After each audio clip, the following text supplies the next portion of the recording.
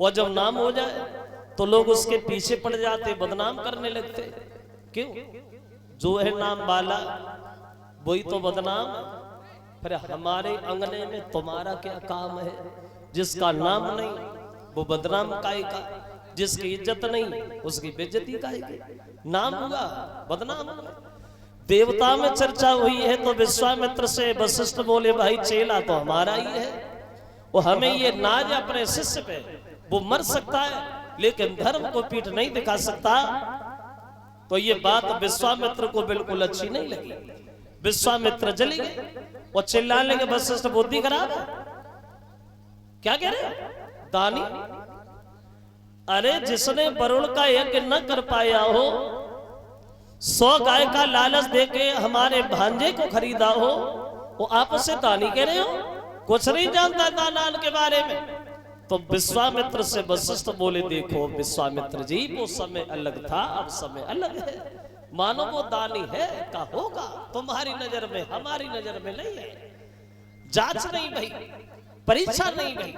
अगर तुम्हारी इच्छा तो हमारी संत की जांच करने बोले जा। हमें पता है कि हरिश्चंद्र मर जाएगा लेकिन धर्म को पीठ नहीं दिखाएगा। विश्वामित्र बोले कि झटका में न डिगा दिया तो मैं भी गाध का पुत्र नहीं का चले जा। सूकर का भेष बनाया, हरिश्चंद्र का बाग उजाड़ना शुरू किया, माली लोगों को घायल किया। हरिश्चंद्र को खबर मिली, बगीचा घेर लिया। अब भागे विश्वामित्र बाग से निकल करके तो हरिश्चंद्र पीछे भागे। तो हरिश्चंद्र को देखा कि ये काफी दूरी पे रह गए तो वही रास्ता में भेष बदल लिया, महात्मा बन करके रास्ता में बैठ गए, माला जपने लगे। तो हरिश्चंद्र पास में गए, बोले महाराज अभी आए हो या देर हो गई है? इधर से कोई सुअर गया है क्या? विश्वामित्र जी बोले देखने में बहादुर हो, राजाओं के वस्त्र पहने हो और सुअर जैसे जानवर का शिकार करते हो, अरे बहादुर कैसे हो, क्या नाम है तुम्हारा? कहने लगे प्रभु मेरा नाम हरिश्चंद्र है। तो वही हो? बोले हाँ। तो विश्वामित्र बोले महाराज तो तुम बड़ा किस्मत के बढ़िया निकले। मतलब ये है हम तो तुम्हारे पास आ रहे थे, तुम्हारा बड़ा नाम हो रहा है, लोग तुम्हारी प्रशंसा करते करते थक नहीं रहे। तुम्हारा सुबह को जब जगते तो नाम लेते, शाम को सोते तब नाम लेते, और वो ही बड़ा नाम हमें आपके यहाँ ले आया कि आप हमें भी कुछ दोगे हरिश्चंद्र। अब विश्वामित्र हरिश्चंद्र की बड़ाई करते हुए बोले हे महाराज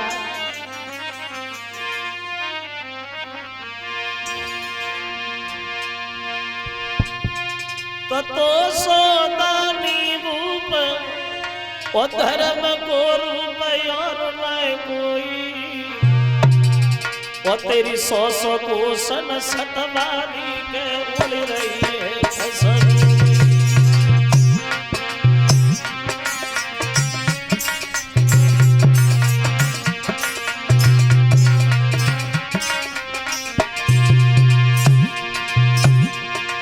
बड़ा नाम हो रहा है महाराज आपका। तो हरिश्चंद्र दोनों हाथ जोड़ के कहते महाराज सुनो, सोने के इतनी बात जोड़ के हाथ में हरि कचोई दया कचोई।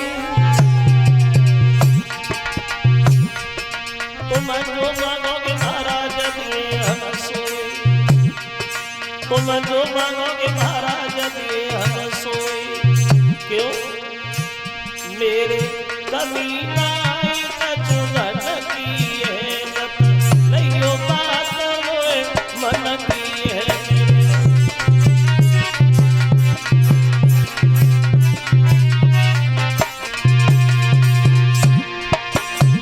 हरिया भरिया दस में रन की है, मेरे कभी नाई कचुगन की है।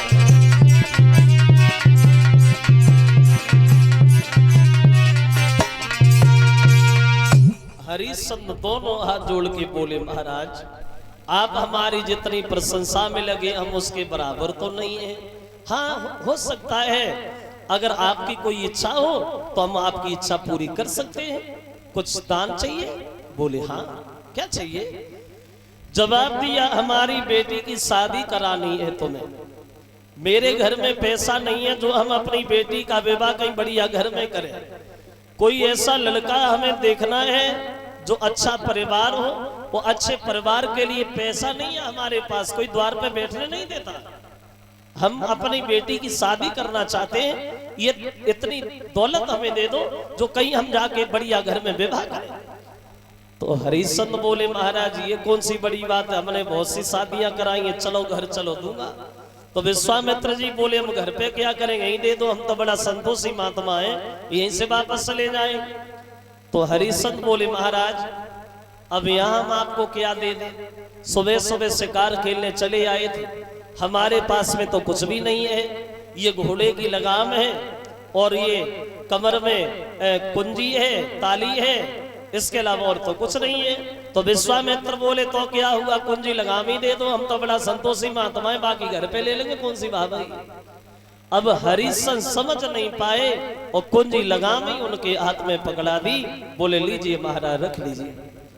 अब विश्वामित्र ने संकल्प पढ़ दिया, सुनो जो भी धन देना है वो तुम्हारी इच्छा है, लेकिन हमारे संकल्प के पढ़ाई की दक्षिणा ये हमारी इच्छा है। कितनी है, जवाब दिया ज्यादा थोड़ी, कितनी है, बोले 60 भार सोना है, 60 भार सोना मांग बैठे विश्वामित्र हरिश्चंद्र से। वैसे कितना होता है 60 भार सोना, देखो एक विद्वान ये बता रहा है कि 96 शेर में एक भार बनता है, 96 शेर में एक भार बनता है, और एक शेर लगभग 800-900 ग्राम का होता है। और विश्वामित्र 60 भार सोना मांग बैठे, बोले कोई बात नहीं महाराज चलो दूंगा। अब हरिश्चंद्र गद्दी पे है, विश्वामित्र जमीन पे सामने खड़े दरबार। अब हरिश्चंद्र से विश्वामित्र बोले महाराज हमें दक्षिणा दे दो, हमें काय करोगे हो। अब हरिश्चंद्र ने अपने नौकर को इशारा दिया, बोले जा महाराज को 60 भार सोना ला करके दे दो, वो इनकी बेटी की शादी भी हमें करानी है, इतनी दौलत और दे दो जो अपनी बेटी का विवाह कहीं बढ़िया घर में करे। अब पूरी बात हो नहीं पाई, तब तक विश्वामित्र बीच में चिल्लाना शुरू, पागल हो, बुद्धि खराब है, कोई भूल लंबी भूल, अरे जब कुंजी लगाम तूने हमें दान में दे दी तो ये सारा राज दौलत से भरा हुआ भंडार और ये नौकर अब तो ये मेरा है, और इसमें तेरा क्या हरिश्चंद्र हमें बोध है जो तेरे राज्य से बिल्कुल बाहर है। और बोले विश्वामित्र हरिश्चंद्र से महाराज सुनो, तो राजा ने अपनी नौकर से और जब कही ये सोना लाने की, सोई विश्वामित्र ने मुस्किया के तब कह गई बात ठिकाने की।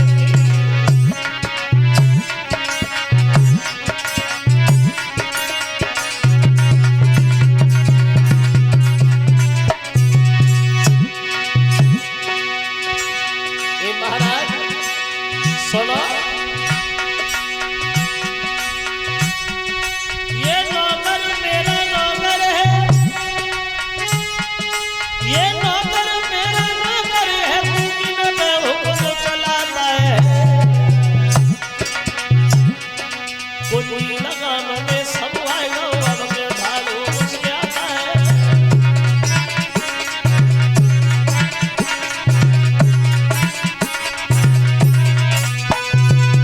उत्तर दिया विश्वामित्र ने महाराज नौकर हमारा है, दौलत हमारी है और ये सारा राज्य हमारा है, अब इसमें तुम्हारा तो कुछ है नहीं, अब हमें बोला करके दे दो जो तुम्हारे राज्य से बिल्कुल बाहर है। जो हरिश्चंद्र ने ये शब्द सुने तो हरिश्चंद्र को थोड़ी देर ये होश नहीं रहा कि हम बैठे कहाँ हैं,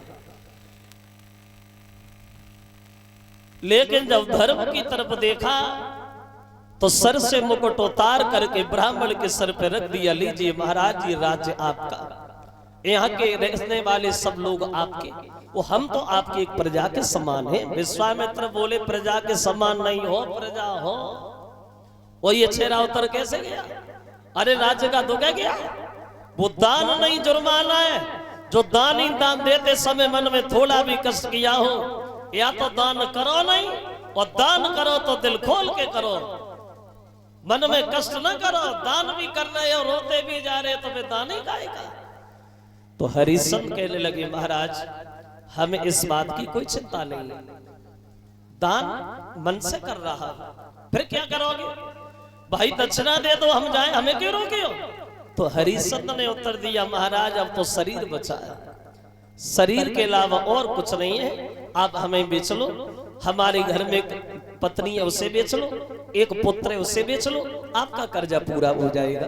विश्वामित्र बोले पत्नी पुत्र बेच लो, पागल समझ के रख लिया तूने, बुद्धि खराब है, पागल समझ रहा है? जब खुद मना नहीं कर रहा है तो पत्नी से मना करवाएगा? ऐसी कौन सी स्त्री होगी जो अपने पति के कहने से बिक जाएगी?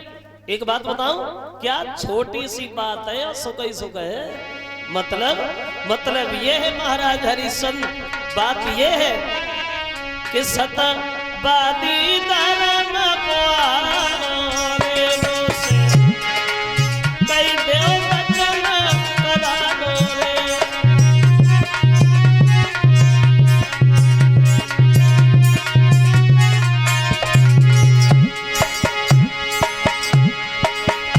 सतवादी धर्म को आने से कई वचन करा दो रे।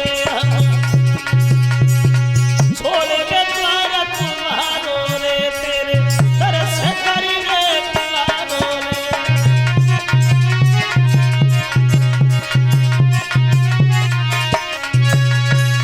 छोटी सी बात सुख सुख, चारों तरफ सुख ही सुख है।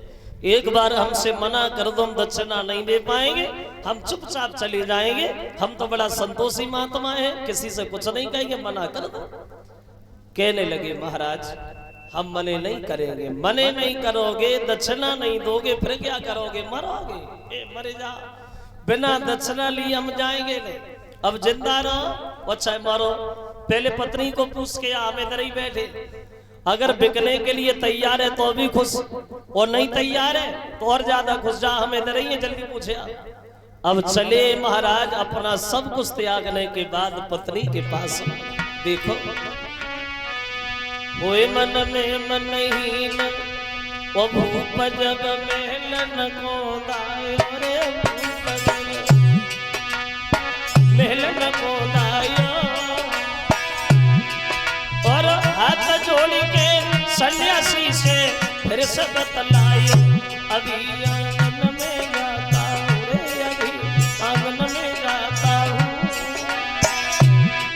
और प्राणन प्यारी तारा को संग लेके आता हूँ।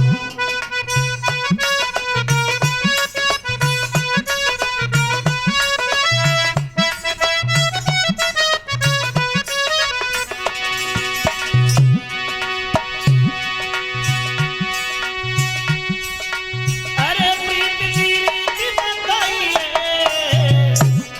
और समझ बूझ तत्काल भूपने नर नवाय लइए, तेरे महलन में आएगा रे, तेरे महलन में आएगा। वो तो यावत पति निहारी नार ने पलक नवाए दो।